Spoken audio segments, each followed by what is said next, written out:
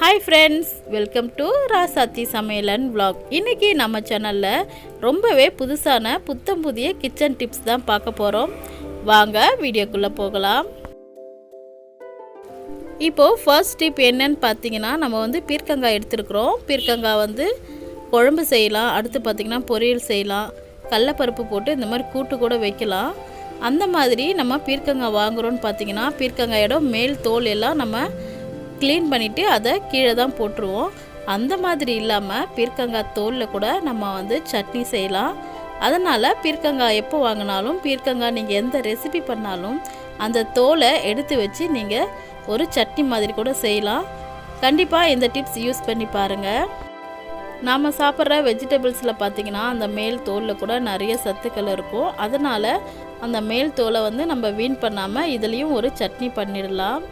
கண்டிப்பாக அந்த சட்னியோட ரெசிபி உங்களுக்கு கூடிய சீக்கிரம் நான் போஸ்ட் பண்ணுறேன். இப்போ நம்ம நெக்ஸ்ட் டிப்ஸ்குள்ளே போகலாம்.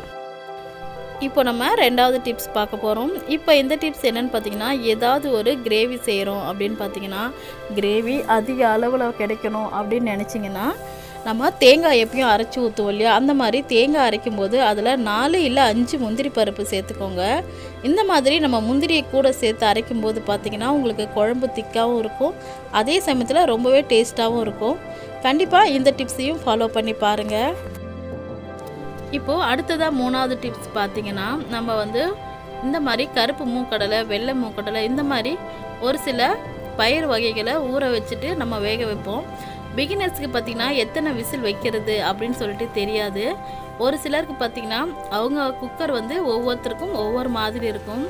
எனக்கெல்லாம் பார்த்திங்கன்னா 2 இல்லை 3 விசில்லையே குக் ஆகிடும். ஒரு சிலருக்கு பார்த்திங்கன்னா 10 விசில் வைப்பாங்க. ஸோ அந்த மாதிரி இல்லாமல் புதுசாக செய்கிறவங்களுக்கு எப்படி தெரியணும்னு பார்த்திங்கன்னா, குக்கரில் ஒரே ஒரு விசில் விட்டுட்டு அடுத்து கரெக்டாக 15 நிமிஷம் மட்டும் வச்சு எடுத்தீங்க அப்படின்னா உங்களுக்கு பருப்பு நல்லா சாஃப்டாக இந்த மாதிரி வெந்துடும். இந்த டிப்ஸை ஃபாலோ பண்ணி பாருங்கள். இப்போது நெக்ஸ்ட் டிப்ஸ்குள்ளே போகலாம். இந்த டிப்ஸ் பார்த்திங்கன்னா பல பேருக்கு தெரிஞ்சிருக்க வாய்ப்பில்லை, கண்டிப்பாக ஒரு சிலருக்கு தெரிஞ்சிருக்கும். இது பார்த்திங்கன்னா இது பேர் சுவரொட்டி அப்படின்னு சொல்லுவாங்க. ஆட்டோட பாகத்தில் தான் இதுவும் இருக்கும். இது பார்த்திங்கன்னா நெஞ்சு வலிக்கு ரொம்ப ரொம்ப நல்லது. இந்த ஹார்ட்டில் வலி வருது அப்படின்றவங்க இதை அதாவது கொஞ்சம் பச்சையாகவே சுட்டு சாப்பிடுவாங்க. அந்த மாதிரி சாப்பிட்டா நெஞ்சு வலி கேட்கும் அப்படின்னு சொல்லுவாங்க. இதை எப்போவுமே நம்ம வேக வச்சு சமைக்கிறதா இருந்தால் கண்டிப்பாக ஆட்டுக்கறி கூட சேர்த்து இதை சமைக்கவே கூடாது. ஏன்னு பார்த்தீங்கன்னா இதில் பிளட்டு வெளியே வரும். கண்டிப்பாக இதை மட்டும் தனியாக தான் நம்ம வேக வச்சு எடுத்துக்கணும். எப்பயுமே நம்ம ஆட்டுக்கறி வாங்கினோன்னா இதையும் கூட சேர்த்து வாங்குறவங்களும் இருப்பாங்க. அந்த மாதிரி சமயத்தில் அதை தனியாக வாங்கி வேக வச்சு செஞ்சு சாப்பிட்டுக்கோங்க. இப்போ இதிலையே இன்னொரு டிப்ஸ் பார்க்கலாம். இப்போது மட்டன் பிகினர்ஸ்க்கு சமைக்கிறாங்க, மட்டன் குழம்பு வைக்க வரல அப்படின்னு பார்த்தீங்கன்னா பெரிய பிரச்சனை இல்லை. அதை மட்டன் கூடவே நம்ம கொஞ்சமாக உப்பு, மஞ்சத்தூள் சேர்த்துட்டு கூடவே 1 டீஸ்பூன் அளவுக்கு இஞ்சி பூண்டு விழுத சேர்த்துக்கோங்க. அது கூடயே நம்ம 1 டீஸ்பூன் அளவுக்கு வெறும் மிளகாத்தூளையும் சேர்த்துக்கலாம். அடுத்து இதில் பார்த்திங்கன்னா ஒரு பெரிய சைஸ் வெங்காயத்தையும் 1 தக்காளியும் நான் இதில் சேர்த்துருக்கேன். இந்த மாதிரி நறுக்கிட்டு நீங்கள் எல்லாத்தையுமே சேர்த்து அப்படியே இதை ஒரு 3 அல்லது 4 விசில் வச்சு எடுத்துக்கோங்க. இந்த மாதிரி வேக வச்சு எடுத்துட்டோன்னு பார்த்திங்கன்னா ஒரு தாளிப்பு கொடுத்தாலே போதும், மட்டன் குழம்பு ஈஸியாக ரெடி ஆகிடும்.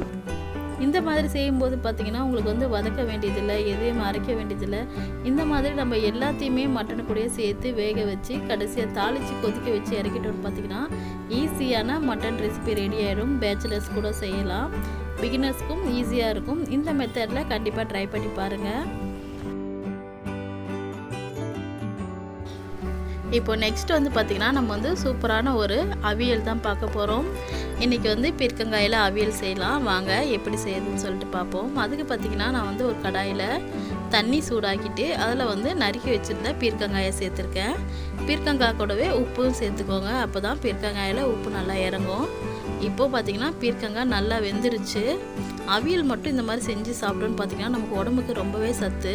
பொரியலை விட அவியல் செஞ்சு சாப்பிட்றது தான் ரொம்ப நல்லது. இப்போ பார்த்திங்கன்னா தண்ணியெல்லாம் நல்லா சுண்டி வந்துடுச்சு.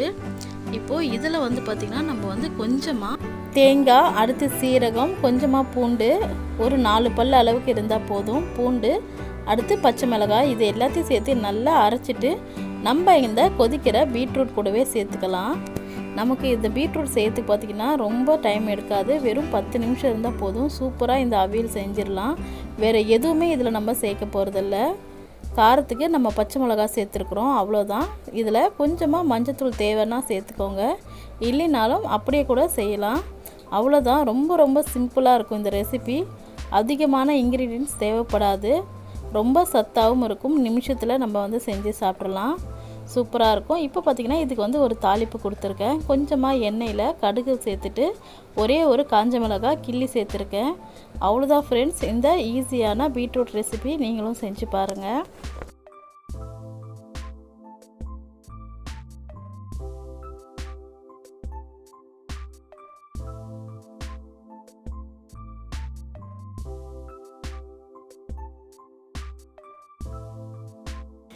இப்போ வந்து ஒரு சூப்பரான டிப்ஸ் ஒன்று பார்க்க போகிறோம். இந்த எண்ணெய் பார்த்திங்கன்னா மீன் பொரிச்ச எண்ணெய்.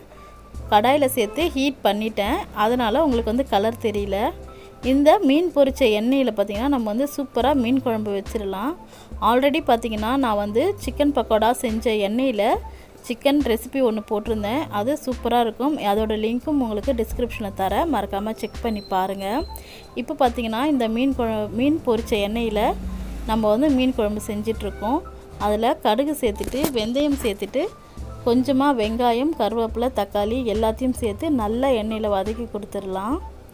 இந்த மாதிரி நம்ம மீன் பொரிச்ச எண்ணெயில் இந்த மீன் குழம்பு வைக்கும்போது பார்த்திங்கன்னா ரொம்பவே டேஸ்ட்டாக இருக்கும். உங்களுக்கு வந்து மீன் குழம்பு ரொம்ப ரொம்ப சூப்பராக வரும். அடுத்து பார்த்திங்கன்னா இதில் வந்து நம்ம வெறும் மிளகாத்தூளும் குழம்பு மிளகாத்தூளும் சேர்த்துருக்குறோம். மிளகாத்தூளோட பச்சை வாசனை போகிற அளவுக்கு நல்லா வதக்கி கொடுத்துடலாம். அடுத்து பார்த்திங்கன்னா இதில் கொஞ்சமாக புளி கரைசல் சேர்த்துருக்கேன்.